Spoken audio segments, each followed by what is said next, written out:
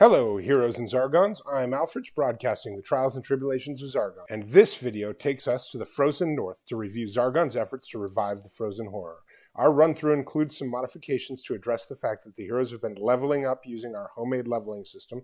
So, if you haven't yet, be sure to check out our videos on that system and the overview of our house rules for the frozen horror.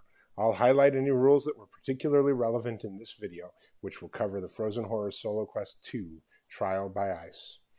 Since our solo barbarian died on the way through Quest 1, Matt took 2 heroes into Quest 2, another fresh recruit from the Frozen North, and his elf, fully outfitted and having gained a couple of levels, including one that gave him access to the elf spell Double Image. The caveat to this 2-hero system was that our wandering monster timer was in effect, as was our monsters can pass through unopened doors rule, so the heroes had to move in and kill monsters quickly while blocking escape paths. Mentor opens the quest by telling heroes Xanon Pass leads to an underground outpost on the slopes of the Siberian Range. This outpost is a base of operations for minions of the Frozen Horror. It threatens several nearby villages. You must enter the outpost and slay one of the Frozen Horror's lieutenants, a Chaos Warrior named Crag.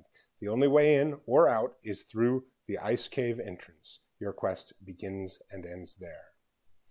The quest begins on an outdoor ice overlay in the southwest corner of the board where heroes enter a labyrinthine dungeon in the northwest room of that southwest quadrant. A hero can then go east to an empty treasure room, Matt's favorite conceit, south and east to find an ice tunnel to the southeast quadrant, or south into the corridor. The south corridor leads to a dead end that will take heroes an average of 5 turns to explore. If the heroes take the central corridor north, they must cross an icy river into the central corridors and the heart of the quest. This river can be bypassed by heroes who use the ice tunnel to leave the southeast quadrant.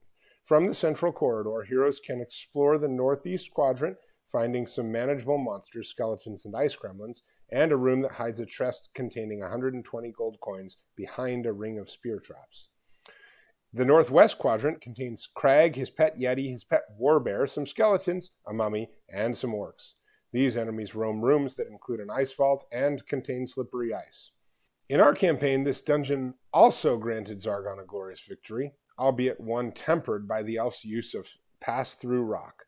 Matt took a procedural approach to exploring and so crossed through the icy river rather than using the ice tunnel. This, of course, cost quite a few body points.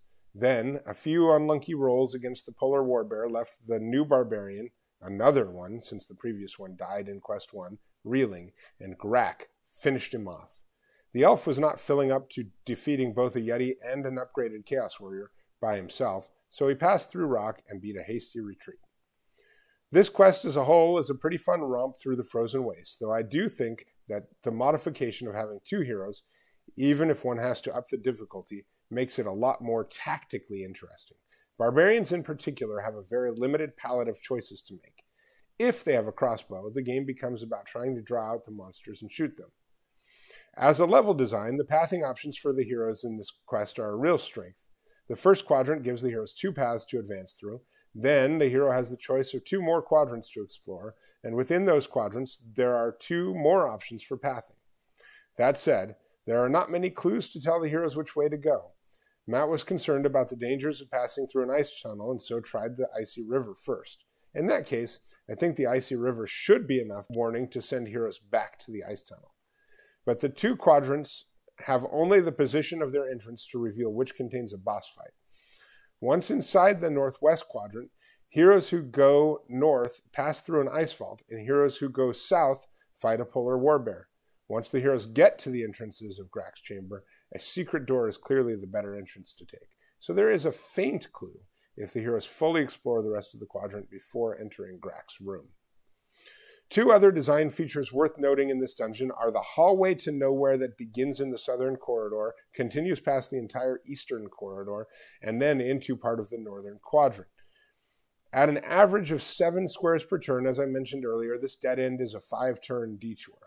I'm not sure what the fun is in this dead end, especially in a solo quest. If a party of heroes regularly splits up to explore, I suppose I might include something like this, but otherwise I just don't see the fun.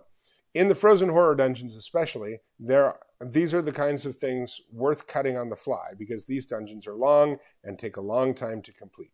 with the caveat that sometimes those empty hallways help eliminate quadrants that heroes need to explore in order to find the external door.